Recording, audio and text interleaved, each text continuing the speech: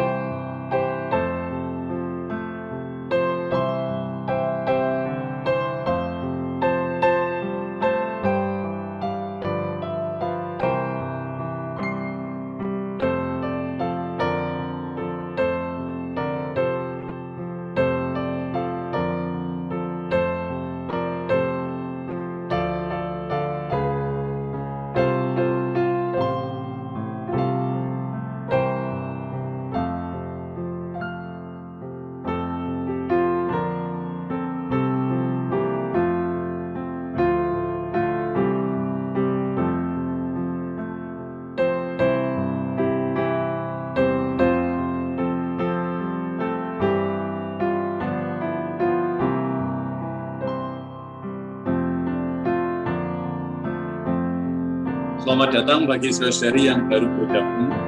Anda dapat mempersiapkan diri Anda dengan roh dan hati yang terbuka, juga mempersiapkan Alkitab.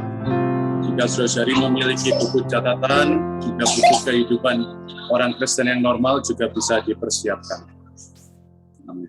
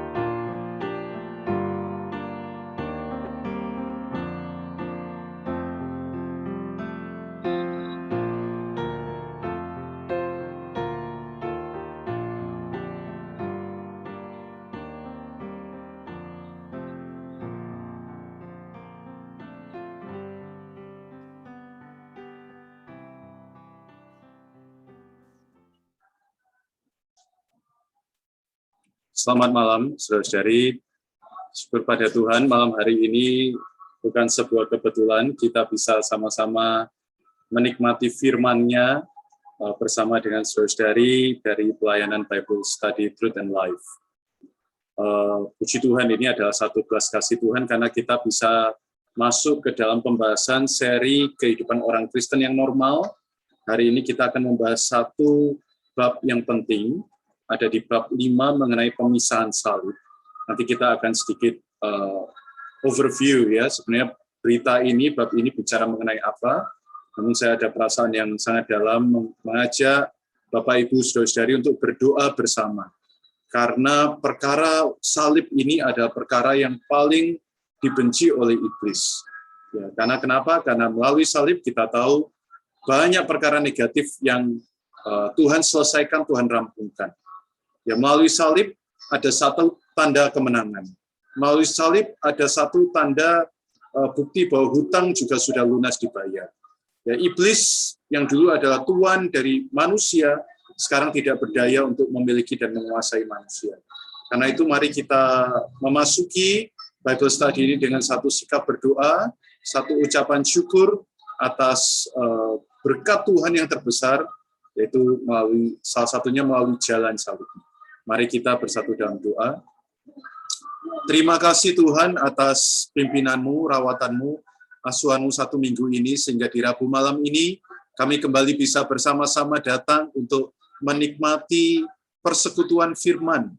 Tuhan Yesus, kami persembahkan 1,5 jam ke depan ini ke hadirat Tuhan. Mohon Dikau berbicara melalui hamba-Mu, Kau berbicara melalui saudara-saudara, Kau juga berbicara di batin kami melalui perkataan firman-Mu yang kami baca. Sehingga Tuhan, seusai Bible Study ini, bukan hanya informasi yang kami dapatkan, tapi juga ada transformasi yang mengubah hidup kami. Tuhan Yesus, kami cinta padamu. Amin. Si Tuhan, saya sedikit buka, nanti sebelum Saudara Kenny akan meneruskan di dalam firman. Perkara pemisahan salib ini adalah perkara yang sangat penting. Kenapa? Karena saudara, seperti kita ketahui bahwa di dunia ini ada yang namanya kerajaan. Ya, dan kita harus sadar bahwa kerajaan dunia ini bukan kerajaan Allah. Ya. Allah punya satu kehendak yang bisa dicapai dan hanya bisa dicapai melalui kerajaannya. Tetapi apa yang di dunia ini justru bertentangan dengan kerajaannya. Ya. Kerajaan ini adalah kerajaan dunia. Kerajaan dunia berusaha untuk menentang. Kerajaan dunia dengan sistemnya ya, sudah menguasai manusia, tubuh daging manusia, dan berusaha menggagalkan kehendak. Karena itu, saudari, pada ciptaan yang lama Allah tidak ada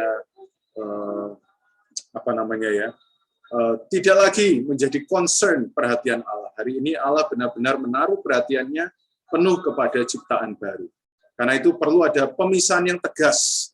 Garis pemisah yang tegas antara kerajaan Allah dengan kerajaan iblis, kerajaan Satan, antara ciptaan lama dan ciptaan baru.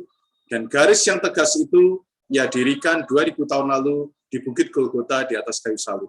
Nah, hari ini kita akan melihat bagaimana garis yang tegas itu bukan hanya sesuatu yang bersifat tanda, lambang, tapi ini perlu menjadi pengalaman kita sebagai orang Kristen. Dan ini sudah sewajarnya menjadi pengalaman kita sebagai orang Kristen. Puji Tuhan, saya serahkan waktu dan tempat kepada Saudara Kenny untuk memulai Bible Study ini. Tuhan Yesus memberkati, mohon tetap dukung kami semua di dalam doa.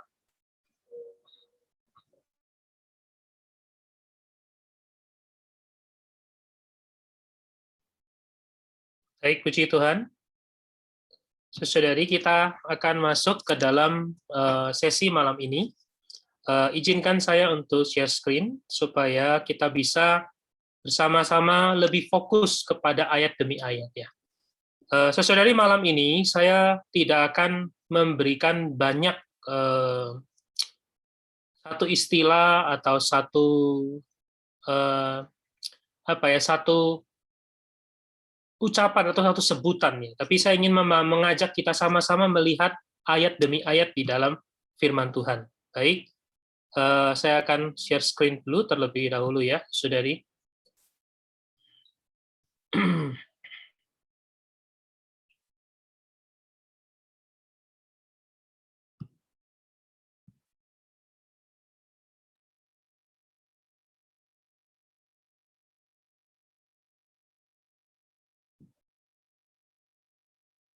Oke, baik. Apakah terlihat ya, saudari? Kalau terlihat bisa kasih reaksi jempol supaya saya tahu. Oke, baik. Saudari, malam ini kita akan melanjutkan pembahasan dari buku Kehidupan Orang Kristen yang Normal. Nah, saudari, kalau saudari mengikuti dari pertemuan pertama sampai pada pertemuan yang keempat, maka saudari bisa melihat pembahasan kita adalah merupakan satu alur yang membahas mengenai kehidupan orang Kristen yang normal. Lalu minggu lalu kita mulai masuk kepada jalan untuk maju, jalan untuk menempuh kehidupan orang Kristen yang normal. Nah, karena itu, maka sebelum kita mulai pada pembahasan kita malam ini, saya ingin mengajak kita sedikit review ulang ya. Saudara, jika Anda melihat di depan, maka ini adalah sebuah bagan ya, yang saya bantu buatkan menjadi lebih sederhana, sehingga kita bisa melihat buku Kehidupan Orang Kristen yang Normal ini membahas apa? Apa kaitannya dengan diri kita? Saudari, kehidupan orang Kristen yang normal sebenarnya adalah kehidupan Kristus, kehidupan satu manusia Allah. Bagaimana kita orang dosa bisa menempuh satu kehidupan orang Kristen yang normal? Kita tahu bahwa kita sungguh lemah. Kita tahu bahwa kita ini sungguh banyak kekurangan. Kita tahu bahwa kita ini sangat banyak keterbatasan. Bagaimana mungkin kehidupan saya ini, kehidupan saya manusia dosa ini, bisa menempuh satu kehidupan orang Kristen yang normal? Maka melalui buku ini, membawa kita, membantu kita memasuki firman Tuhan, sehingga kita melihat bahwa sebenarnya Allah melalui Kristus telah menggenapkan kepada kita satu jalan keselamatan. Jalan yang membimbing kita sehingga kita bisa memasuki kehidupan orang Kristen yang normal. Saudari, mungkin ada orang berkata, apa yang dimaksud dengan kehidupan orang Kristen yang normal? Sebelumnya saya cuma tahu bagaimana saya jadi orang Kristen. Menjadi orang Kristen adalah dulu saya tidak percaya Tuhan Yesus, sekarang saya sudah percaya Tuhan Yesus. Dulu saya berdoa bukan di dalam nama Tuhan Yesus, hari ini saya berdoa, saya beribadah, saya menyembah Tuhan di dalam nama Tuhan Yesus. Dulu saya tidak membaca Alkitab, hari ini saya membaca Alkitab. Dulu hari Minggu saya pergi kemana-mana, hari ini saya datang beribadah pada Tuhan. Itu yang menurut saya adalah orang Kristen yang normal. Orang Kristen yang normal setiap minggu membawa Alkitab pergi. Sebelum pandemi, saudara. Wah, pagi-pagi kita pergi beribadah. Itu orang Kristen yang normal. Tetapi, saudara, itu bukanlah wahyu di dalam Alkitab. Itu hanya sebuah aktivitas sebagai seorang percaya pada Tuhan. Tetapi yang kita bicarakan di sini adalah kehidupan orang Kristen yang normal. Orang Kristen, yaitu seorang yang mengikuti Kristus, seorang yang mengikuti Tuhan kita, maka kehidupannya adalah kehidupan yang normal. Hari ini banyak kehidupan kita kehidupan orang Kristen, tetapi tidak normal. Apa buktinya? Oh, hari ini saya sungguh-sungguh mengasihi Tuhan. Besok, saya bisa mengasihi dunia. Hari ini, saya sangat rajin berdoa. Besok, saya sangat rajin berselancar di dunia maya. Sangat rajin mencintai dunia ini. Berjam-jam saya menghabiskan di dalam YouTube. Berjam-jam saya menghabiskan di dalam Netflix dan sebagainya. Apakah ini normal, saudara? Karena itu, saudari, saya menyimpulkan dengan satu kalimat yang sederhana. Kehidupan orang Kristen yang normal adalah kehidupan Yesus Kristus di atas bumi. Dia datang ke atas bumi ini Dia menempuh kehidupan manusia 33,5 tahun. Dia meletakkan satu pola kehidupan orang Kristen yang normal. Karena itu, saudari, maka di dalam buku ini membantu kita melihat, pertama-tama, kita manusia dosa, kita manusia yang telah jatuh, kita punya masalah, ada hambatan, ada problem yang membuat kita tidak bisa menempuh kehidupan orang Kristen yang normal. Maka Kristus menyelesaikan dua permasalahan manusia. Pertama-tama melalui darah Kristus. Darahnya yang tercurah di atas kayu salib. Dia menanggulangi semua dosa-dosa yang telah kita lakukan. Bahkan darahnya menanggulangi dosa, semua dosa kita. Baik dosa yang lalu, dosa yang sekarang, bahkan dosa yang akan datang. Oh, darahnya mengampuni. Untuk pengampunan dosa-dosa kita. Memang harus penuh dengan ada satu syarat, yaitu kita harus mengaku dosa kita.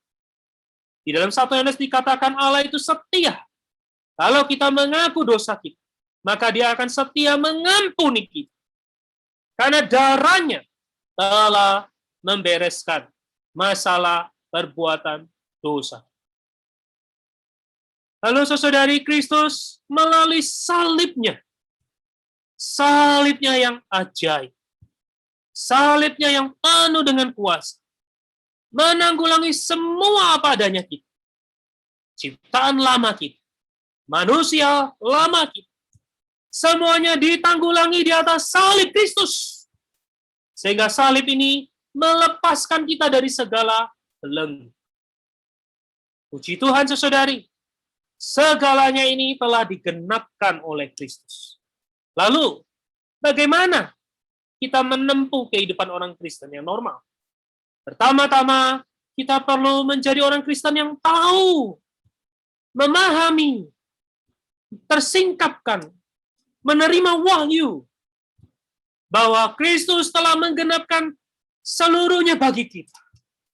Kita perlu wahyu, saudara. Perlu disingkapkan. Karena selama ini banyak hal telah menyelubungi kita. Sehingga kita tidak memahami. Sehingga kita menjadi buta. Sehingga kita tertipu. Karena itu langkah pertama. Jalan untuk kita maju menempuh kehidupan orang Kristen yang normal. Perlu mengetahui. Kita perlu mohon Tuhan menyingkapkan kita. Dahulu kita tidak bisa melihat dengan jelas. Tetapi melalui firman, melalui terang ilahi, mewahyukan kepada kita. Lalu kita berbalik pada Tuhan, maka selubung itu diambil daripada kita. Maka kita bisa melihat dengan jelas. Lalu setelah kita mengetahui, setelah kita melihat, maka perlu mengambil jalan yang kedua, yaitu kita perlu memandang. Ini adalah yang kita bahas minggu yang lalu. Apa yang dimaksud memandang? Ya, ayatnya diambil dari Roma pasal 11. Demikianlah hendaknya kamu memandang bahwa kamu telah mati bagi dosa dan kamu hidup bagi Allah dalam Kristus Yesus. Bagaimana memandangnya? Saudara, di sini bukan seperti memandang sebuah pemandangan. Bukan memandang suatu benda. Bukan memandang sebuah pandangan. Tapi memandang di sini adalah, di dalam bahasa aslinya, adalah menghitung. Mencatat. Seperti seorang akuntan. Membukukan. Kita mencatat faktanya. Apa yang kita catat? Bahwa kita telah mati bagi dosa. Kita hidup bagi Allah dalam Kristus Yesus. Saudara-saudari yang terkasih. Langkah ini sangat penting. Kalau kita tidak punya langkah ini, kita akan sangat mudah tertipu. Karena itu, saudari, maka kita perlu mohon Tuhan terus merahmati kita. Setiap hari kita perlu datang kepada Tuhan Setiap hari kita perlu menghampiri Dia Sang Terang, sehingga terang itu menyingkapkan seluruhnya kepada kita. Menjadikan mata hati kita terang, sehingga kita bisa mengetahui manakah kehendak Allah, apa yang baik dan yang berkenan kepadanya, dan yang sempurna. Lalu melalui penglihatan ini, kita mulai mencatat. Kita mulai menghitung. Kita tahu, menghitung dengan jelas, mana yang benar, mana yang salah, mana yang adalah tipu muslihat si jahat, mana yang adalah fakta firman Tuhan, mana yang telah digenapi, mana yang hanya adalah tipu muslim. Saudari, kejatuhan Adam adalah karena dia tidak menghitung. Dia malah menghitung, salah menghitung. Dia menganggap perkataan dari si ular itu sebagai yang benar. Padahal itu adalah tipu muslim. Maka, saudari, sebelum kita memasuki berita malam ini, saya ingin membawa kita melihat. Untuk memandang, maka perlu langkah pertama mengetahui. Tanpa wahyu, tanpa penglihatan, maka liar lara. Kitab Amsal berkata demikian. Oh, kalau kita tidak memiliki wahyu, maka apa yang kita hitung bisa salah. Yang kita anggap benar bisa tidak benar. Yang kita anggap salah malah mungkin adalah benar. Saudari, malam ini kita masih juga perlu meminta. Tuhan, mohon Kau menyingkapkan kepada. Nah, saudari, malam ini kita akan membahas judul salib yang memisahkan dua ciptaan. Kita akan memakai judul ini untuk bersama-sama mengetahui dan memandang.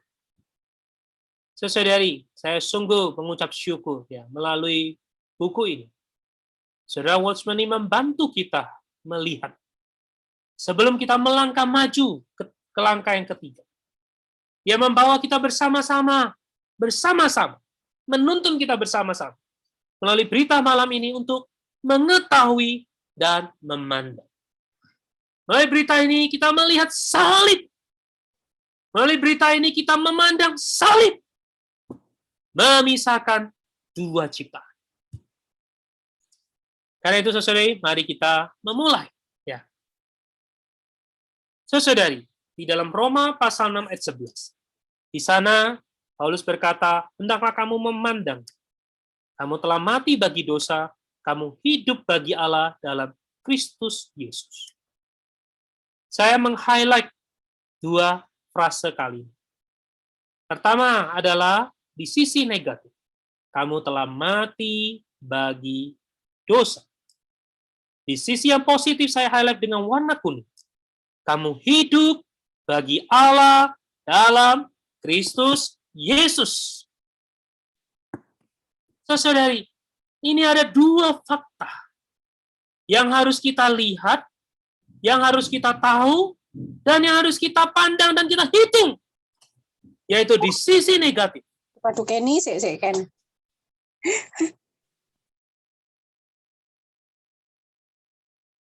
Amen. Di sisi negatif, kita telah mati bagi dosa. Di sisi yang positif, kita hidup bagi Allah dalam Kristus Yesus. Saudara-saudari yang terkasih, ayat ini tidak hanya ditulis oleh Rasul Paulus dalam kitab Roma. Bahkan di dalam Kolose pasal 1 ayat 13, Rasul Paulus juga membawa kita melihat dua sisi ini. Yaitu di sisi negatif, dia berkata, ia telah melepaskan kita dari kuasa gelap dan memindahkan kita ke dalam kerajaan anaknya yang terkasih. Saudari, tadi dalam kitab Roma kita melihat ini ada pengalaman kita, pandangan kita, bahwa di sisi negatif kita telah mati bagi dosa. Di sisi positif adalah kita hidup bagi Allah. Lalu bagaimana dengan pandangan Allah? Di pandangan Allah, di sisi negatif, ia telah melepaskan kita dari kuasa kegelapan. Haleluya, saudari. Untuk hal ini kita perlu memuji kepada Tuhan. Kita tidak mungkin sanggup melepaskan diri kita dari kuasa kegelapan. Kita tidak punya kekuatan. Kita nggak punya power. Kita nggak punya kuasa. Tetapi Allah melalui Kristus, Ia telah melepaskan kita dari kuasa kegelapan. Dan saudari, Ia memindahkan kita ke dalam kerajaan anak. Saudari, ini sungguh luar biasa. Mengapa, saudari? Karena di sisi negatif kita dilepaskan. Di sisi positif bahkan kita dipindahkan. Artinya kita selama-lamanya tidak akan dikuasai lagi oleh kegelapan. Karena kita sepenuhnya ada di bawah kerajaan anaknya yang terkasih. Lalu dalam 2 Korintus pasal 5 ayat 17 dikatakan, siapa yang ada di dalam Kristus? Saudari, kita tidak sanggup ada di dalam Kristus. Hanya Allah yang membawa kita ada di dalam Kristus. Nanti di akhir berita ini kita akan melihat Allah mengokulasikan kita di dalam Kristus. Allah menanamkan kita bersama di dalam Kristus. Sehingga kita adalah ciptaan baru. Haleluya, saudari. Yang lama sudah berlalu. Sesungguhnya yang baru sudah datang. Puji Tuhan. Inilah yang Allah kerjakan di atas diri.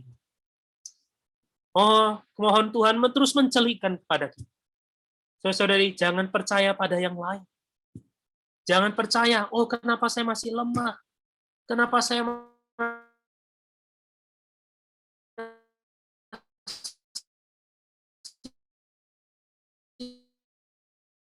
terus melakukan dosa yang sama?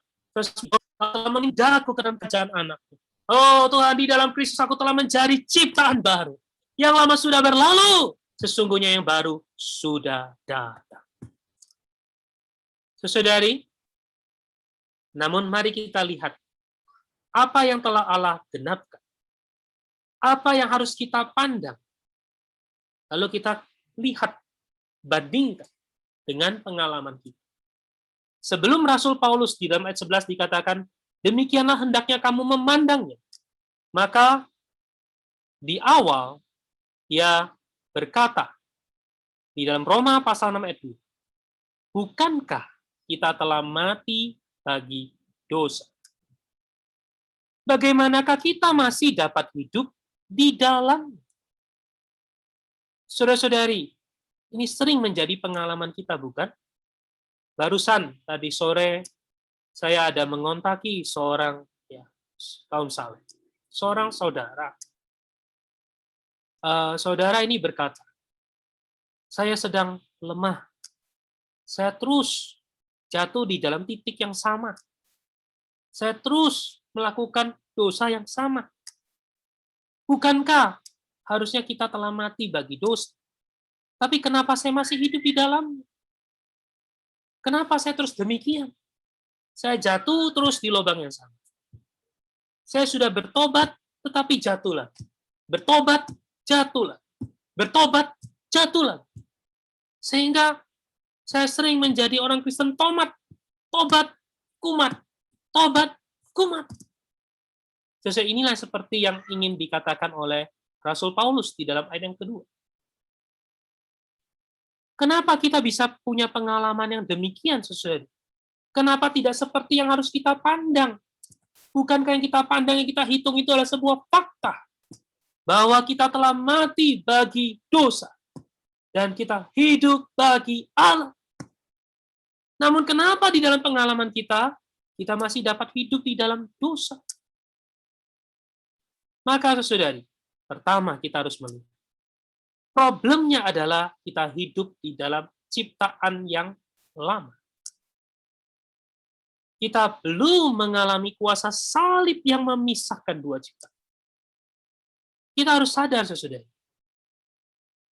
Hari ini, jika kita masih mengandalkan diri kita, daging, darah, kekuatan kita, Maka 1 Korintus 15 ayat 50 dikatakan daging dan darah tidak mendapat bagian dalam kerajaan Allah. Selama kita masih menggunakan kekuatan daging kita, kita tidak akan bisa berbagian di dalam kerajaan Allah. Maka dengan kata lain, kita tidak akan bisa lepas dari kuasa kegelapan. Secara pandangan Allah kita telah dipisahkan, kita telah dipindahkan ke dalam kerajaan anaknya yang terkasih. Tapi kalau di dalam pengalaman kita masih kembali, kita masih berbalik, mengandalkan kekuatan diri kita. Maka 1 Korintus memberitahu pada kita, daging dan darah tidak mendapat bagian dalam kerajaan. Bahkan Yohanes pasal 36 dikatakan, Tuhan sendiri yang berkata, apa yang dilahirkan dari daging adalah daging. Saudara, apapun yang namanya daging, tetap adalah daging. Entah daging ini mau dipermak, entah daging ini mau dibentuk, entah mau daging ini dilatih, daging tetaplah daging. Apa yang dilahirkan dari daging adalah daging. Hari ini, saudara, problem kita yang utama adalah karena kita masih mengandalkan ciptaan lama.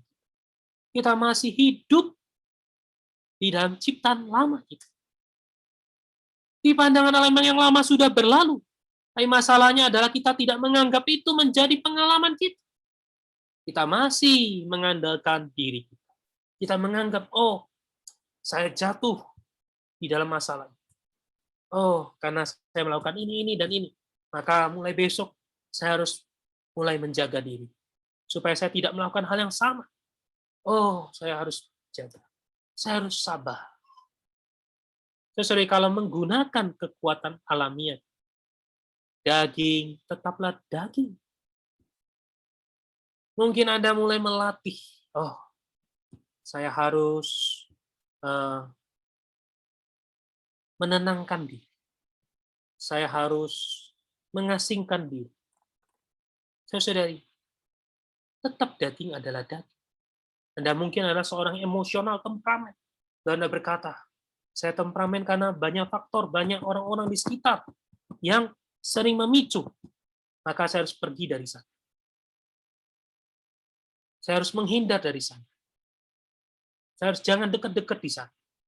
Saudari, ini bukan masalah. Ini hanya keluar dari pemicu. Tapi daging tetaplah daging. Daging tetaplah daging. Oh, kita mungkin berkata, saya sangat menyukai drama Korea sampai membuat saya lupa waktu, lupa tidur, lupa baca Alkitab, lupa berdoa, lupa melakukan hal-hal yang positif. Lalu saya mulai, oh, harus menghindari, jauh-jauhkan, jangan pegang gadget saya. Tapi sesuai ketika ada pemicu, daging tetap adalah daging. Alkitab berkata, apa yang dilahirkan dari daging adalah daging. Maka saudari, inilah alasan pertama, mengapa kita masih dapat hidup di dalam dosa. Karena kita kembali ke dalam daging. Kita mengandalkan daging. Kita berusaha dengan kekuatan sendiri. Saudari, mari kita melihat apa yang dikatakan Rasul Paulus. Di dalam ayat 4 dia berkata, dengan demikian, kita telah dikuburkan bersama-sama dengan Dia oleh baptisan dalam kematian, supaya sama seperti Kristus telah dibangkitkan dari antara orang mati oleh kemuliaan Bapa, demikian juga kita akan hidup dalam hidup yang baru. Saudari, Paulus sebelumnya berkata, bagaimana kita masih hidup di dalam? Lalu dia berkata, dengan demikian, kita telah dikuburkan. Saudari, kita yang daging, kita yang manusia lama ini telah dikuburkan. Artinya, kekuatan diri kita sudah dikuburkan. Apa adanya diri kita, keperluannya cuma satu, dikuburkan. Dikuburkan, saudara. Anda jatuh lagi, Anda lemah lagi, saudara, maka solusinya cuma satu, dikuburkan. Ketika dikuburkan, maka kita dikuburkan bersama dengan dia oleh baptisan dalam kematian. Saudari, sungguh di sini kita melihat bagaimana Rasul Paulus menyingkapkan kebenaran mengenai baptisan. Baptisan bukan sekedar hanya sebuah upacara. Baptisan bukan sekedar hanya sebuah tanda bahwa saya diselamatkan. Baptisan adalah menyatakan bahwa diri kita tidak ada gunanya selain dikuburkan. Maka saudari, ini yang harus kita tahu. Ini yang harus kita pandang. Ini yang harus kita hitung, saudara. Seringkali, saudara, setelah sekian lama kita menjadi orang Kristen, tanpa sadar kita membangun daging sendiri. Kita menganggap diri kita yang rohani itu bisa diandalkan. Saudara, apa yang dilahirkan dari daging adalah daging. Mungkin di awal, satu pengalaman membawa kita mengalami Tuhan. Tapi ketika pengalaman ini sudah lewat, pengalaman ini menjadi usang. Ketika kita mulai membanggakan, mulai mengandalkan, akhirnya yang kita andalkan, yang kita alami, yang kita sandarkan, bukanlah Kristus, tapi pengalaman itu, keberhasilan. Itulah yang menjadi kekuatan diri kita sendiri. Itulah yang menjadi manusia ciptaan lama kita. Dan ketika kita mengandalkan, maka itu menjadi daging. Saudari, Tuhan kita adalah Tuhan yang selalu baik. Di dalam setiap aspek hidup, Tuhan ingin kita hidup bagi Dia. Karena itu, saudari, dikatakan bahwa demikianlah kamu memandang. Kamu telah mati karena dosa, agar kamu hidup bagi Allah. Saudara, perhatikan kata hidup bagi Allah. Bukan hidup bagi pengalaman Anda. Bukan hidup bagi pengetahuan Anda. Bukan hidup bagi keberhasilan Anda. Semuanya sudah berlalu, saudara. Setiap hari kita perlu terus meletakkan segala sesuatu yang lain di dalam kubur. Dan kita perlu seperti Kristus telah dibangkitkan dari antara orang.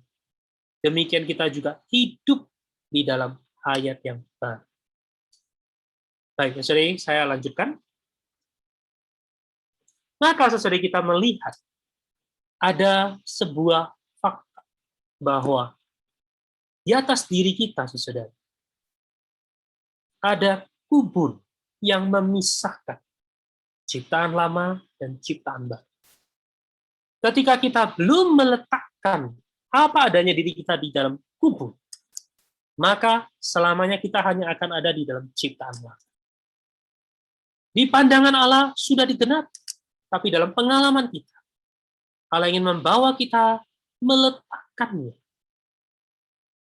Tidak menaruh pengharapan, tidak mengandalkan, tidak lagi percaya padanya.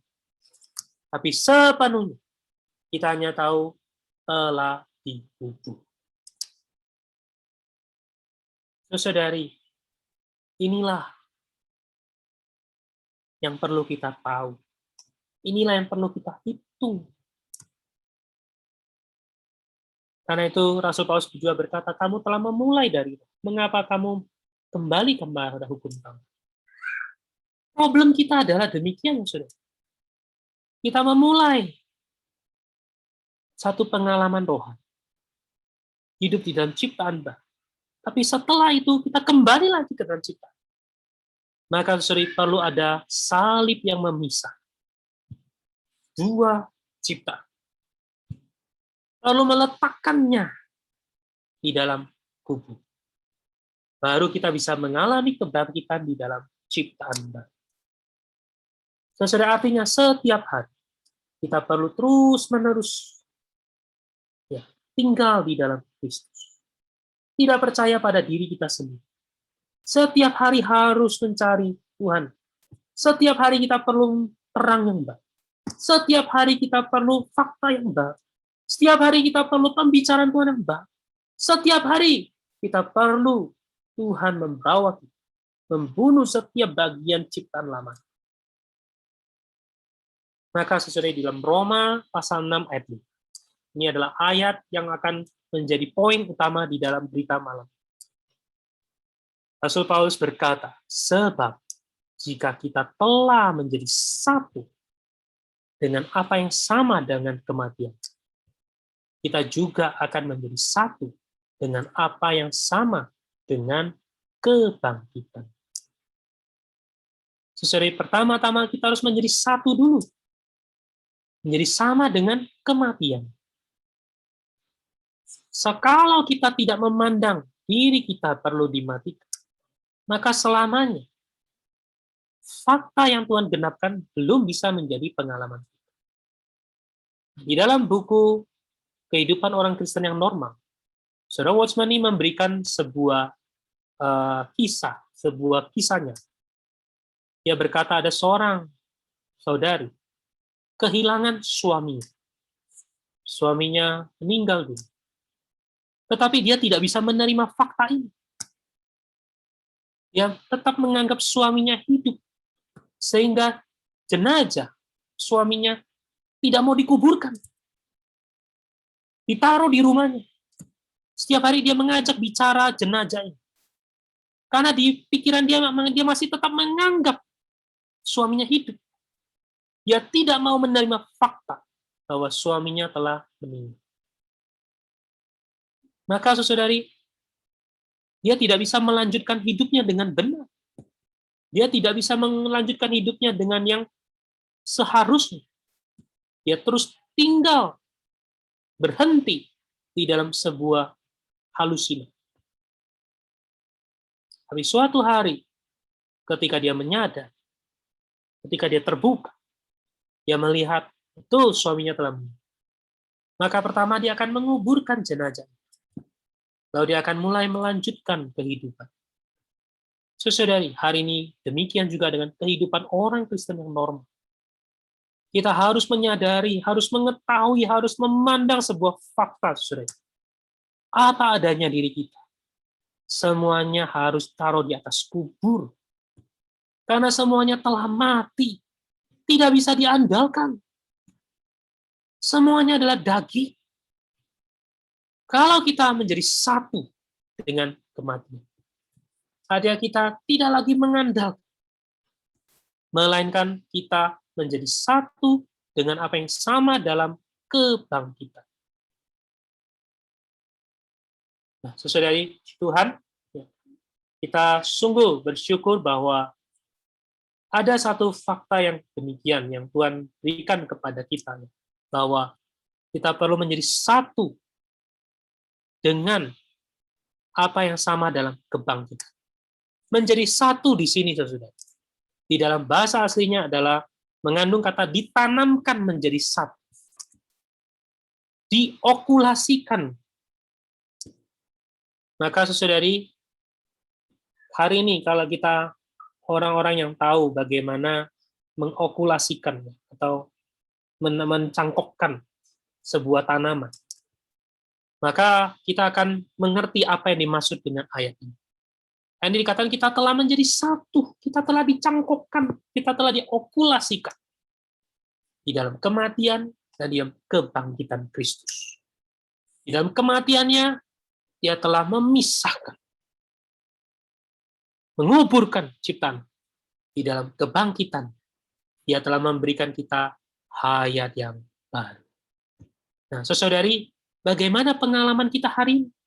Setelah kita tahu bahwa kita telah dikuburkan, kita tahu juga kita telah dibangkitkan bersama dengan Kristus.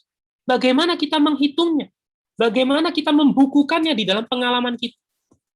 Nah, maka saudari, Saudara Watchman ini menceritakan sebuah kisah kesaksiannya. Satu kali dia bertemu dengan seorang yang bekerja memiliki satu kebun, dan dia adalah seorang yang memang khususnya menanamkan tanaman yang diokulasikan. Maka saudara itu mengajak saudara Watchman ini pergi melihat. Dia berkata bahwa dia menunjukkan ada sebuah pohon. Bahwa pohon ini adalah pohon induk. Ya. Karena pohon ini menghasilkan buahnya yang tebal, kulitnya tipis, rasanya manis. Maka pohon ini selalu menjadi induknya. Dia mengambil carang dari pohon ini, dia potong, lalu dia cangkokkan ke dalam setiap pohon-pohon yang lain. Khususnya pohon-pohon yang tidak bisa, yang menghasilkan, yang pada dasarnya menghasilkan buahnya yang tidak tebal, rasanya tidak begitu manis, yang kurang baik. Maka dia mengambil pohon induk itu, mengambil carangnya, lalu dicangkokkan. Sehingga ketika bertumbuh,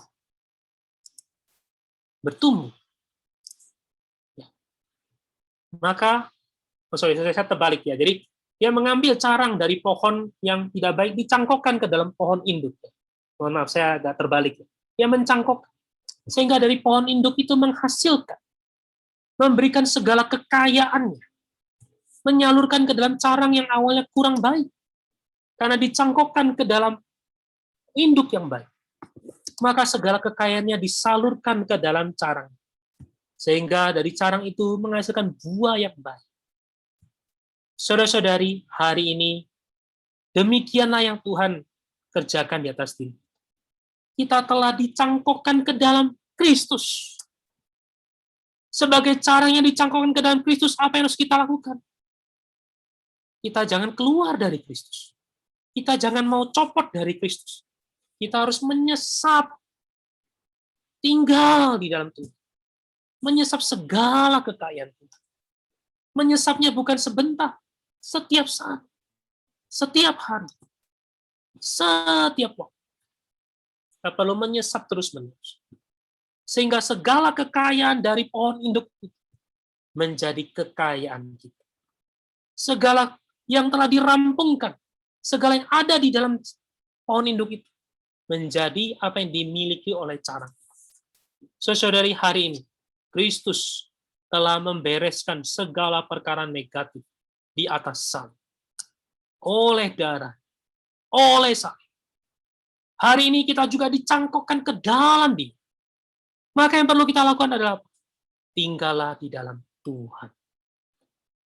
Oh, kita perlu tinggal dan menyesap. Menyesap ini perlu waktu, saudara. Karena itu, saudara, jangan menjadi orang Kristen yang cukup, merasa cukup. Jangan menjadi orang Kristen merasa puas. Kita perlu terus-menerus tinggal di dalam Tuhan. Kita perlu memiliki penghidupan yang menyesap, menikmati. Ketika kita berkata cukup, ketika kita berkata, saya sudah tahu. Ketika kita berkata, saya sudah pernah dengar. Ketika kita berkata, itu saya sudah pernah melihat. Maka di titik itu, kita sudah terlepas dari pohon induk. Saudari, ya, saya akan mengakhiri dengan cepat, karena nanti kita akan ada pengumuman yang lain. Saya ingin menyimpulkan, saudara, hari ini, ada sebuah fakta yang harus kita tahu.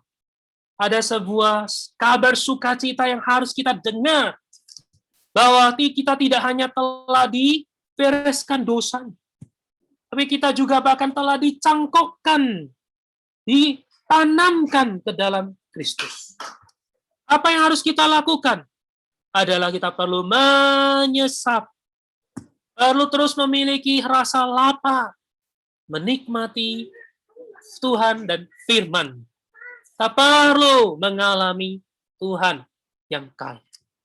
Saudari, setiap hari, mari kita perlu tinggallah di dalam Tuhan. Perbanyaklah waktu kita menyesap Tuhan. Ketika pagi Anda berdoa, pakailah waktu itu menyesap Tuhan. Tenggelam di dalam firman. Menikmati perkataan Tuhan satu kata demi satu kata.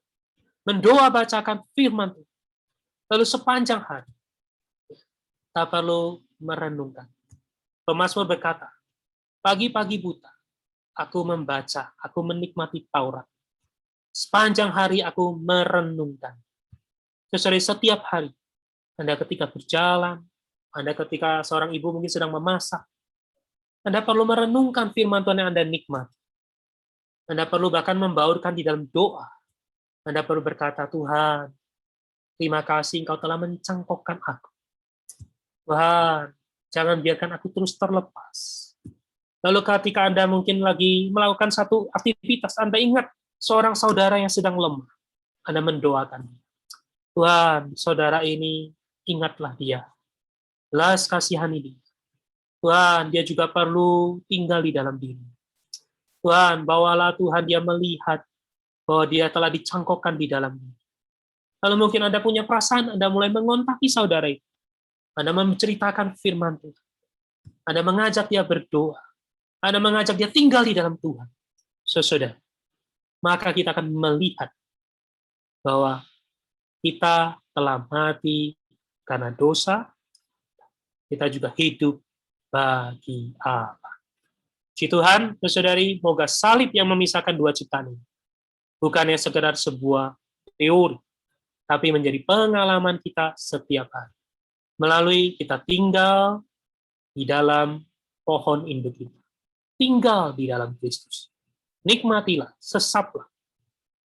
Alamilah dia. Puji Tuhan. Karena itu saya sebelum kita melanjutkan ke tanya jawab, mari kita berdoa sesudah dia. Tuhan, kami mengucap syukur atas satu kabar sukacita. Tuhan, Kau tidak hanya membereskan di atas salib segala perkara negatif, baik dosa, ciptaan lama, manusia lama, daging, Tuhan, oh Satan, iblis Tuhan. Bahkan Tuhan, Kau juga mencangkokkan kami ke dalam diri, sehingga kami menjadi satu, tidak hanya di dalam kematian-Mu, kami juga satu di dalam kebangkitan. Tuhan, bawalah kami, pimpinlah kami, mengalami Tuhan sebagai Tuhan yang hidup. Jangan biarkan kami terlepas dari diri. Jangan biarkan kami, Tuhan, merasa puas. Jangan biarkan kami merasa cukup. Tuhan, bawalah kami terus tinggal, duduk diam di depan. Setiap hari kami menikmati perkataan-Mu yang selalu baik. Tuhan Yesus, berkatilah Tuhan setiap para pendengar, saudari yang hadir di dalam seminar malam ini. Tuhan, Kau berbicara lebih jauh, lebih dalam, lebih tuntas, lebih kuat di dalam batin kami. Karena Tuhan, kami tahu pembicaraan hamba-Mu terbatas, tapi pembicaraan Roh Kudus adalah tidak terbatas. Tuhan, kami berdoa, kami serahkan Tuhan juga sesi tanya jawab. Kiranya Tuhan memberkati segala mulia, hormat hanya bagi Tuhan saja. Amin. Baik, saya kembalikan kepada Saudara Moses. Saudari, puji Tuhan, kita sudah mendengarkan berita hari ini, sangat baik ya. Sangat praktis dan juga implementatif ya. Saudari bisa mempraktekannya, bukan hanya mempelajarinya, tapi juga bisa mengalaminya setiap hari. Bagaimana pekerjaan ini dari salib ini sangat nyata dalam hidup kita. Kita ada waktu sekitar 15-20 menit, Bapak Ibu Saudari, untuk sesi tanya jawab. Kami buka, silakan Anda chat secara personal boleh kepada kami, ataupun Anda juga boleh chat langsung di chat box ya saudara-saudari. Jika ada yang ingin bertanya atau juga baik yang berkaitan dengan berita malam ini, ataupun yang mungkin belum berkaitan atau tidak berkaitan, juga dipersilahkan. Ya, kami sangat terbuka. Amin, puji Tuhan.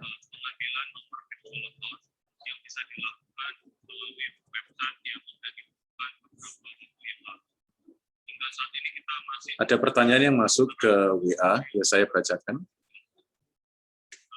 Perkara salib, Saudara Kenny, apakah selalu membuat kita merasa menderita?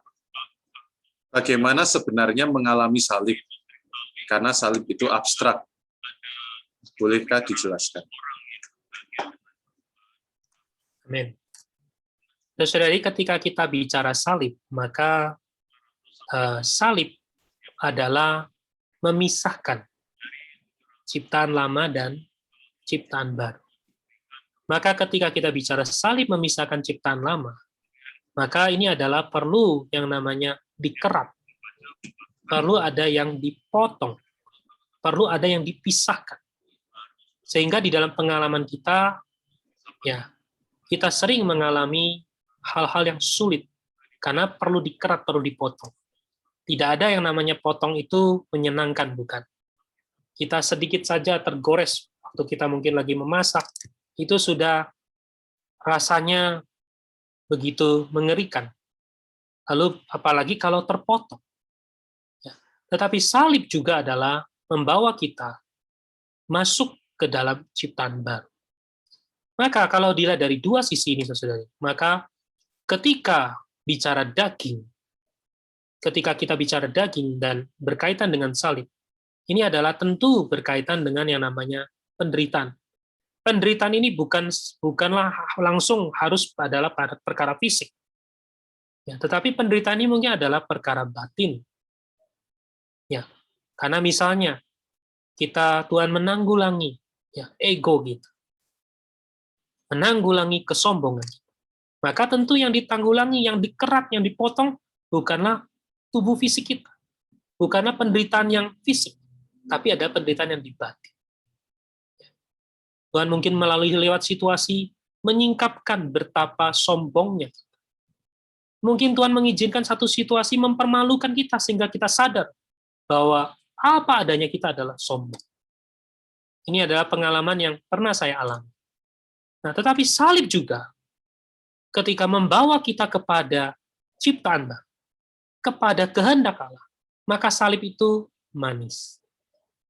Maka, ya, M.R. Barber, ya, kalau saya tidak salah berkata, dia mencium salib. Kenapa? Karena salib juga adalah kehendak Allah.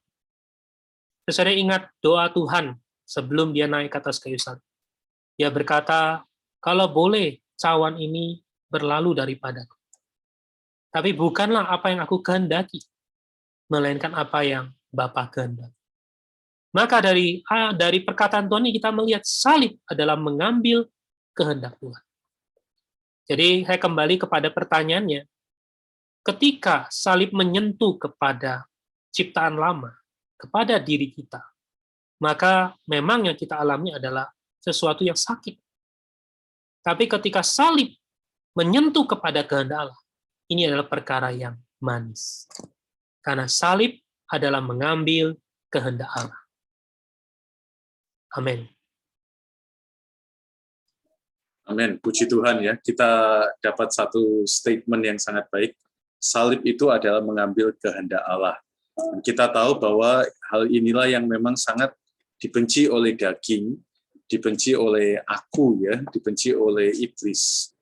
Kita tahu di Matius pasal 16 ketika Tuhan padahal baru saja ya menyampaikan kepada Petrus, mewahyukan bahwa mengenai perkara besar kepada Petrus yaitu gereja, seketika itu juga di waktu yang tidak lama setelah itu Tuhan juga menyebut Petrus itu iblis karena Petrus menghalangi Tuhan naik ke atas kayu salib.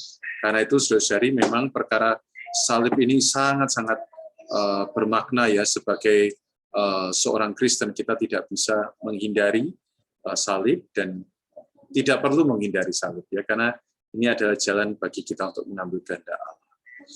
Amin. Apakah ada pertanyaan lagi dari saudara-saudari sebelum saya bacakan pertanyaan yang ada di WhatsApp yang dikirimkan ke saya secara pribadi? Kebetulan ada yang mengirimkan saya pribadi ya. Oh, boleh langsung saja. Oke. Ini dari Ibu Lucia. Ibu Lucia bertanya, mengenai Roma pasal 6 ayat 4 dikatakan bahwa kita jatuh. Solusinya adalah hanya satu, yaitu dikuburkan. Ketika dikuburkan bersama, yaitu melalui baptisan di dalam kematian, bisa dijelaskan maksudnya, apa yang dimaksud dengan hal ini? Lalu apakah kita harus dibaptis lagi? Oke. Nah, saudari, karena pertanyaan ini saya menyinggung agak sedikit keluar dari topik ya. Baptisan atau di dalam bahasa aslinya adalah baptizo. Ini adalah dicelupkan, ditenggelamkan, dimasukkan. Ya. Sehingga ketika bicara baptisan, dikuburkan, maka ini adalah bicara kita perlu tetap tinggal di dalam. Ya. Problem manusia yang jatuh kita adalah kita tidak tetap tinggal di dalam posisi kematian. Ya, sama seperti tadi pertanyaan pertama adalah salib adalah mengambil kehendak Allah. Nah, ketika kita mengambil kehendak Allah, maka pasti kita harus meletakkan kehendak kita. Kita tidak bisa mengambil kehendak Allah, tetapi kita tetap mempertahankan kehendak kita. Lebih-lebih adalah kehendak yang bertentangan dengan kehendak Allah. Ya, tadi Saudara Moses memberikan contoh mengenai Petrus. Maka saudari, ketika kita bicara baptis, di sini bukan adalah bicara, oh Anda harus dibaptis ulang. Perkara dibaptis ulang atau tidak itu adalah sangat bergantung pada pimpinan Roh Kudus. Karena kalau kita lihat di dalam Kisah Para Rasul pasal 19, memang ada praktek dibaptis ulang. Tapi penekanan saya malam ini bukanlah itu.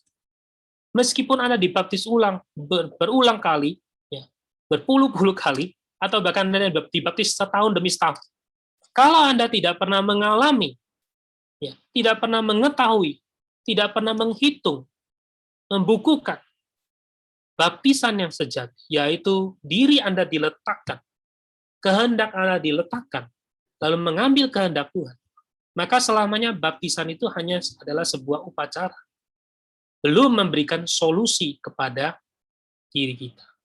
Nah, saudari, karena itu, apa yang harus kita lakukan? Setiap hari kita perlu hidup dalam prinsip baptisan. Anda setiap pagi kita baca Alkitab untuk apa? Mengambil kehendak Allah. Dulu dari kecil kita selalu berkata, jangan hanya menjadi pembaca Alkitab, harus menjadi pelaku firman Tuhan. Apa itu pelaku firman Tuhan? Mengambil kehendak Allah. Meletakkan kehendak kita. Ya, saudari, ini perlu kesederhanaan. Ya, kemarin ada seorang saudari yang menceritakan kepada saya. Saudari ini merawat seorang saudari yang lain. Yang saudari yang lain ini berkata, bagaimana kita bisa nggak khawatir? Kita harus khawatir. Saya nggak cocok dengan firman Tuhan berkata, janganlah kamu khawatir. Justru kalau khawatir membuat kita lebih maju. Coba kalau hari ini orang nggak khawatir karena masalah sakit virus COVID, pasti orang nggak akan pernah menjaga kesehatan. Khawatir itu penting, katanya. Terus ini menunjukkan apa? Tidak mau mengambil kehendak Allah. Mempertahankan kehendak sendiri. Sehingga selamanya tidak akan pernah terlepas dari yang namanya khawatir. Di dalam ayat firman Tuhan berkata, janganlah khawatir. Tapi bukan titik, koma. Serahkanlah segala kekhawatiranmu kepada Tuhan. Nah, saya ambil ayat ini sebagai contoh, saudara, bahwa masalah kita adalah apa? Ketika kita datang pada Tuhan, kita mendengarkan Tuhan, kita menerima kehendak Tuhan, belum tentu kita mau mengambil kehendak Tuhan. Kita sering adalah negosiasi dengan kehendak Tuhan. Maka baptisan belum menjadi pengalaman kita. Ya, moga penjelasan ini membawa kita, meng-guide kita. Kita perlu belajar terus meletakkan diri. Amin. Amin. Puji Tuhan, baik sekali ya. Jadi saudari, baptisan itu bukan sekedar sebuah praktek yang di luar, tapi dari sini kita tahu baptisan juga adalah sebuah penghidupan, di mana kita perlu memiliki sebuah penghidupan yang ada di dalam prinsip baptisan, yaitu mengambil kehendak Allah setiap hari. Ya, ini sangat sebuah terang yang baru ya. Moga kita bisa dikendalikan oleh visi ini. Amin. Puji Tuhan. Apakah ada yang juga mau bertanya? Oke, saya bacakan lagi pertanyaan berikutnya dari Ibu. Ya. Ini langsung bertanya kepada saya ya. Jadi pertanyaan dari Ibu Yuliana Rante Samara. Ya, saya rasa ini pertanyaan sangat baik. Bagaimana dengan baptisan Yohanes dan baptisan Roh Kudus? Apa perbedaannya? Bagaimana kita harus melakukannya dalam kehidupan kita sehari-hari? Jadi secara wahyu di dalam Alkitab, baptisan Roh Yohanes adalah baptisan pertobatan. Karena itu Yohanes selalu berkata, bertobatlah, sebab kerajaan sudah dekat. Ya. Berilah dirimu dibaptis, ya kan? Jadi baptisan Yohanes khususnya mengacu kepada baptisan air, pengakhiran. Jadi baptisan Yohanes menunjukkan bahwa diri kita apa adanya hanya perlu diakhiri. Sedangkan baptisan Roh Kudus adalah menunaskan Roh Kudus, mengalirkan Roh Kudus, menanamkan Roh Kudus ke dalam kita. Jadi sesudah, ketika pengalaman kita bagaimana, maka pengalamannya adalah dua-duanya perlu menjadi pengalaman kita. Bahwa diri kita perlu diakhiri, tetapi Allah perlu ditanamkan, bahkan kita ditanamkan ke dalam diri Allah. Kita perlu hidup, ditanamkan, bertumbuh di dalam Allah. Maka baptisan ini bukan menjadi hanya sebuah teori, tetapi menjadi pengalaman kita setiap hari. Ya, saudara, sebagai contoh, saya ambil contoh ya. Anda pagi hari Anda bangun. Tentu pasti ngantuk, bukan? Maka pilihan Anda adalah apa? Apakah Anda mau memaksakan diri kita datang kepada Tuhan? Ini adalah perlu pengakhiran. Kita pasti lebih senang, seperti kitab Amsal berkata bolak-balik, seperti engsel di atas ranjang. Tapi kalau kita mencintai Tuhan, kita mau mengambil kehendak Tuhan, maka kita akan keluar, bangun. Bangun. Sama seperti bangsa Israel, bangun pagi-pagi, mengambil mana, kalau enggak mananya mencair. Dia harus memaksa dirinya. Padahal kalau bangsa Israel mungkin aja kemarin mereka barusan perjalanan jauh, lalu mereka pasang kemah. Lelah. Hari itu tidur, tapi besok pagi harus bangun. Kalau enggak mananya mencair. Hari ini juga sama, saudara. Setiap pagi kita perlu hidup di dalam pengakhiran. Mengakhiri kemauan kita. Maunya kita mau tidur. Maunya kita mau enak, nyantai. Tapi kita lebih mencintai Tuhan. Bangun pagi. Mengambil firman Tuhan. Menikmati firman Tuhan. Menikmati hadirat Tuhan. Menikmati perkataan Tuhan. Inilah pengalaman, penerapan praktis baptisan Yohanes dan baptisan Roh Kudus. Puji Tuhan. Amin. Amin. Puji Tuhan. Ada pertanyaan masuk ke saya dari kitab Filipi pasal 3 ayat 10. Dikatakan, yang kukehendaki ialah mengenal Dia dan kuasa kebangkitannya dan persekutuan dalam penderitaannya, di mana aku menjadi serupa dengan Dia dalam kematiannya. Apakah yang dimaksud dengan bersekutu di dalam penderitaan Tuhan dan menjadi serupa dalam kematiannya, Saudara Kenny?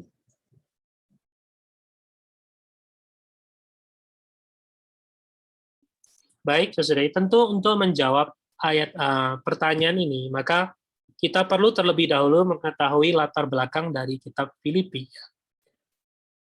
Pada waktu itu, Rasul Paulus dalam kondisi di penjara.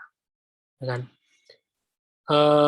Dia sedang menghadapi keadaan yang sulit. Lalu, di dalam keadaan yang demikianlah, dia terus berkata, bersukacitalah senantiasa. Nah, maka di ayat yang 10 dia berkata, yang ku kehendaki ialah mengenal Dia dan kuasa kebangkitan. Ini statement yang tidak sederhana, saudara. Ini bukan statement seorang yang sedang dalam keadaan yang baik secara lingkungan. Ini bukan statement seorang yang sedang dalam keadaan yang aman. Dia dalam keadaan yang sedang dihakimi. Di dalam keadaan yang sedang terpojok. Di dalam keadaan yang sedang dipenjarakan. Tapi dia berkata, yang ku kehendaki ialah mengenal Dia. Kita bisa merasakan ada cita rasa salib. Kalau saya jadi Paulus, saya berkata, yang ku kehendaki ialah saya dibebaskan. Yang ku kehendaki adalah saya keluar dari kerengkengan ini. Keluar dari rumah kecil ini. Dari belenggu ini.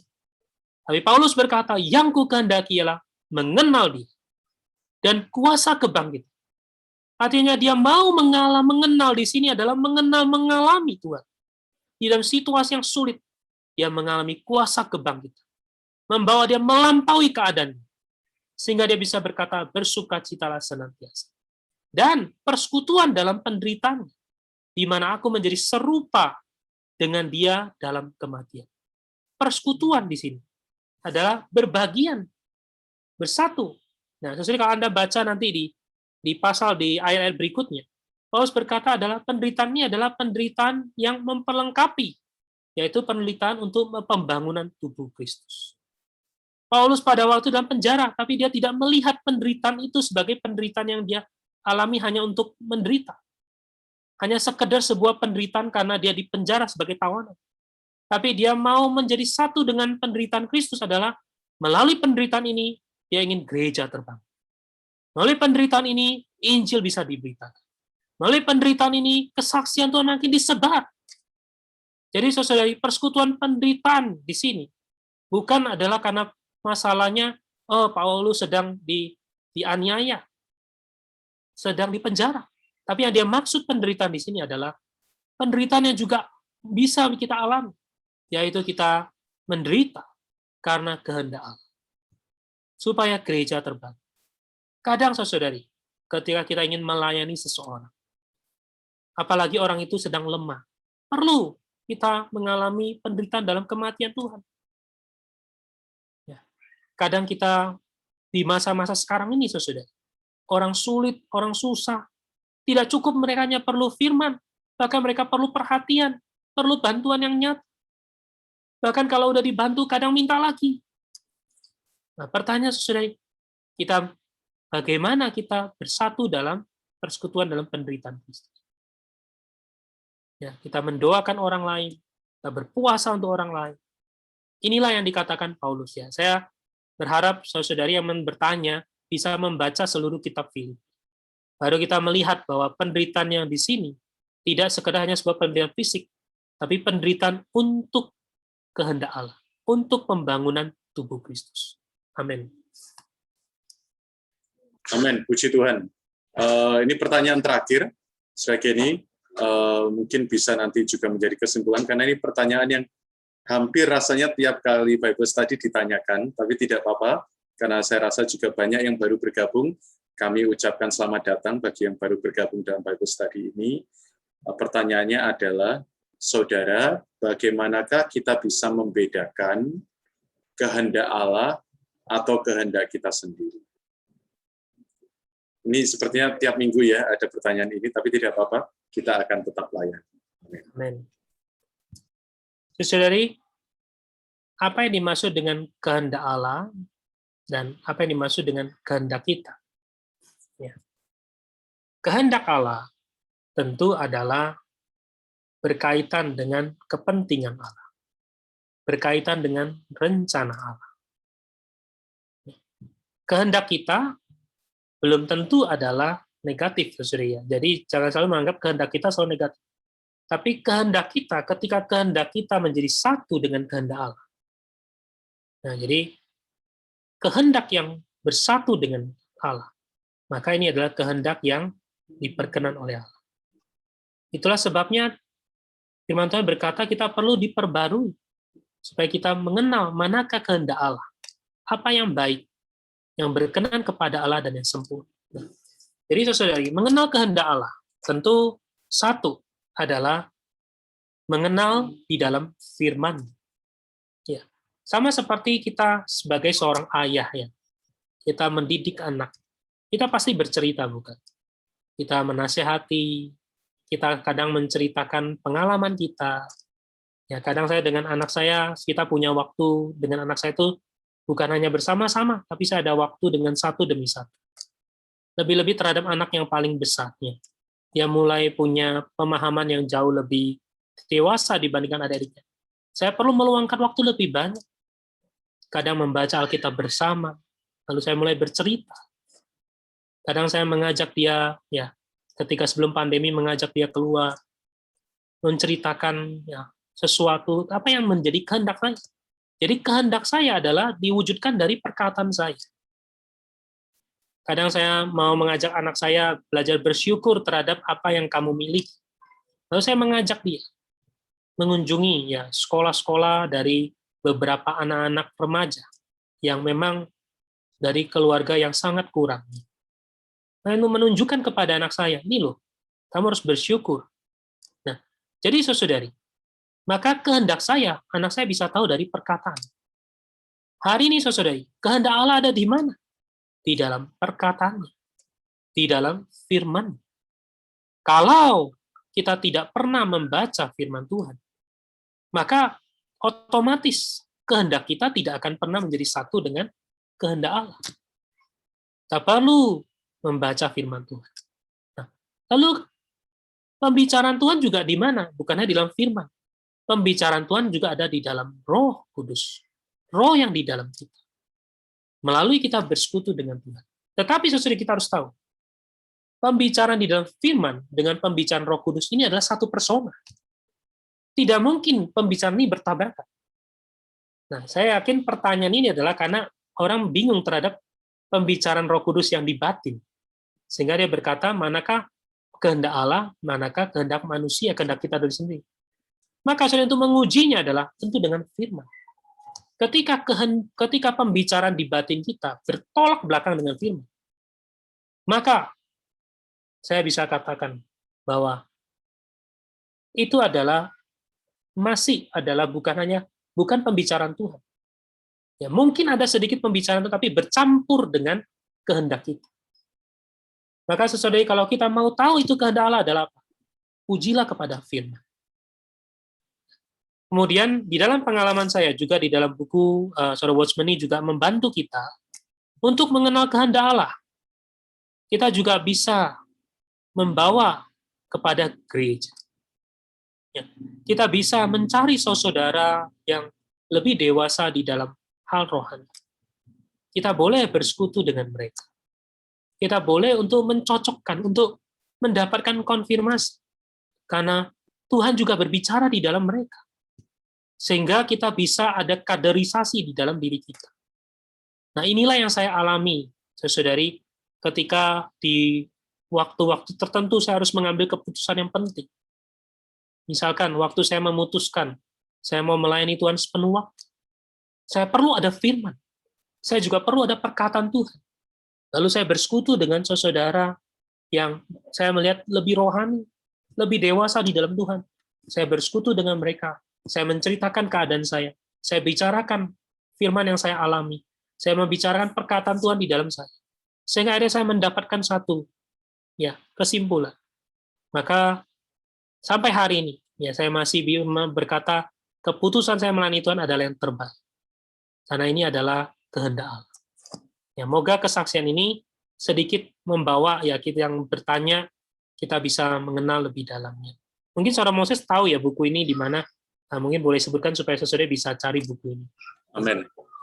Puji Tuhan, Anda dapat membaca mengenai penjelasan saudara ini lebih lanjut pada buku Mengenal dan Berjalan dalam Kehendak Allah, diterbitkan oleh Yasmerin. Jadi linknya saya bagikan di chat box. Saat ini juga Anda bisa klik lewat handphone ataupun perangkat gadget saudari. Nanti Anda bisa beli menggunakan pulsa atau kartu dan lainnya. Nanti di pembacaan saya hanya tunjukkan saja supaya saudara-saudari bisa melihat banyak pemuda saya ajak baca buku ini, setelah itu mereka benar-benar clear jelas di dalam perkara kehendak Allah. Puji Tuhan, tidak sedikit dari mereka bisa mempersembahkan diri. Jadi buku ini singkat. Bab pertama adalah bagaimana mengenal, yang kedua adalah bagaimana berjalan. Jadi, pertama kita perlu mengenal, kedua kita perlu berjalan di dalam kehendak. Puji Tuhan, terima kasih untuk setiap pertanyaan saudara-saudari. Semoga ini menjadi berkat bagi kita semua.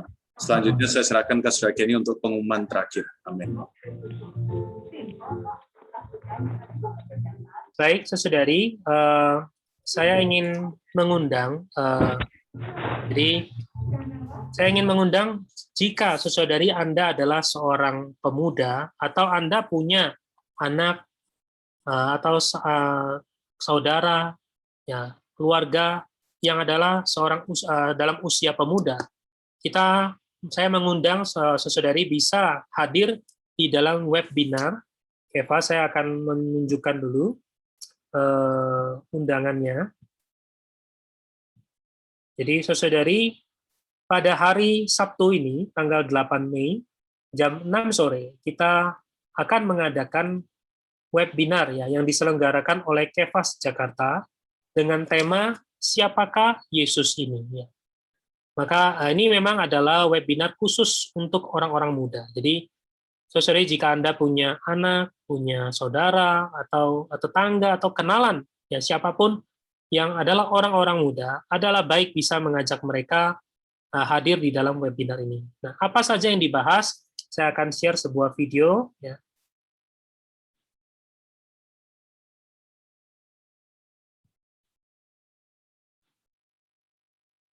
Ya, ini adalah sedikit teaser mengenai apa yang akan dibahas di dalam webinar ini. Selama lebih dari 2000 tahun, banyak nama, banyak tokoh-tokoh besar yang mulai terlupakan dan hilang dari dalam sejarah. Tetapi nama Yesus dari Nazaret tidak pernah terlupakan dan sampai hari ini masih menjadi kontroversi di banyak buku dan banyak media. Bagi sebagian orang dia adalah skandal, dia adalah konspirasi, dia adalah kebohongan dan karangan orang Kristen. Bahkan dia tidak pernah ada di atas muka bumi dan dia hanya seorang manusia biasa. Tetapi bagi berjuta-juta orang, dia adalah Tuhan, dia adalah Allah, dan dia bahkan juru selamat umat manusia. Sebenarnya siapakah Yesus ini? Jika benar dia adalah Allah dan dia adalah Tuhan, lalu bagaimana mungkin dia bisa mati? Tetapi jika dia hanya manusia biasa, bagaimana mungkin dia bisa bangkit? Siapakah Yesus ini? Siapakah Yesus yang selama ini Anda dan banyak orang Kristen percayai sebagai Tuhan? Apakah benar dia adalah Tuhan? Atau dia hanya seorang manusia biasa? Atau dia bahkan tidak pernah ada di atas muka bumi? Siapakah Yesus ini? Temukan jawabannya di dalam webinar Kefas, Sabtu 8 Mei 2021. Daftarkan diri Anda di www.kefas.id. Dan bersama kami, temukan jawaban siapakah Yesus ini. Bersama dengan Kefas Jakarta.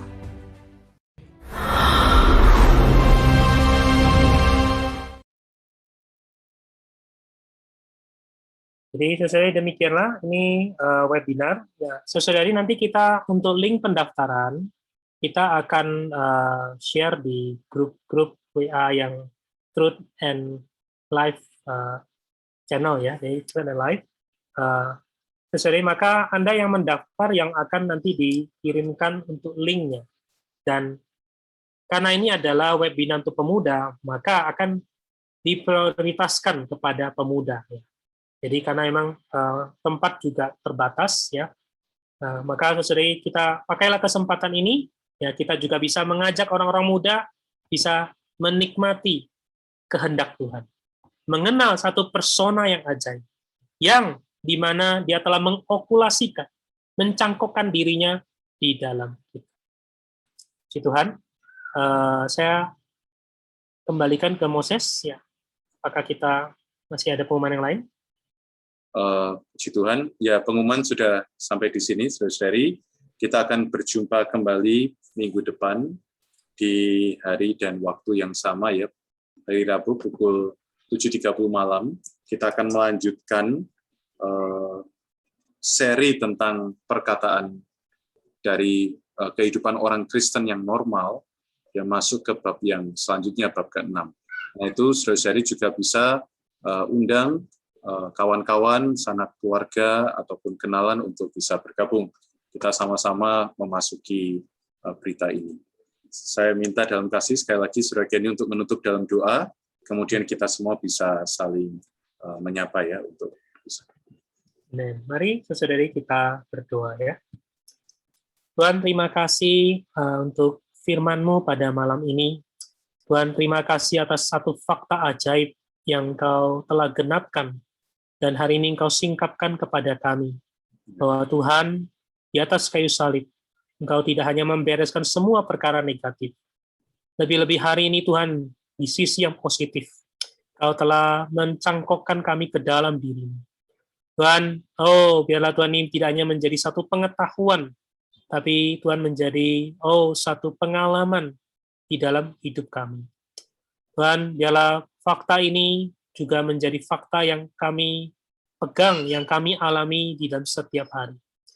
Bahwa kami belajar, Tuhan, di dalam setiap hal, tidak menaruh percaya kepada diri kami sendiri, tapi kami belajar tinggal di dalam Tuhan, mengalami pembicaraan. Tuhan, terima kasih Engkau juga memberikan firman-Mu yang tertulis, sehingga Engkau menyingkapkan segala kehendak-Mu kepada kami. Terima kasih juga untuk Roh Kudus yang Kau berikan kepada kami, sehingga kami bisa mengalami pembicaraan Tuhan yang hidup. Tuhan, juga ajarkan kami Tuhan, bagaimana kami bisa menempuh satu kehidupan yang mengalami kehidupan orang Kristen yang normal. Tuhan, juga pimpin Tuhan untuk seminar yang akan datang. Kiranya Engkau berbicara lebih tuntas, lebih dalam, lebih luas kepada kami semua. Kami berdoa juga untuk seluruh para saudari yang hadir, para peserta. Engkau berkati, Engkau jaga saudari semua, jaga kesehatan, jauhkan kami dari segala yang jahat. Biarlah kami hidup, kami adalah bagi Allah semata. Tuhan, segala mulia, hormat, hanya bagi Tuhan Yesus Kristus. Amin. Amin, puji Tuhan. Terima kasih untuk pelayanan saudari. Tuhan, saudari. Amin. Terima kasih. Amin. Puji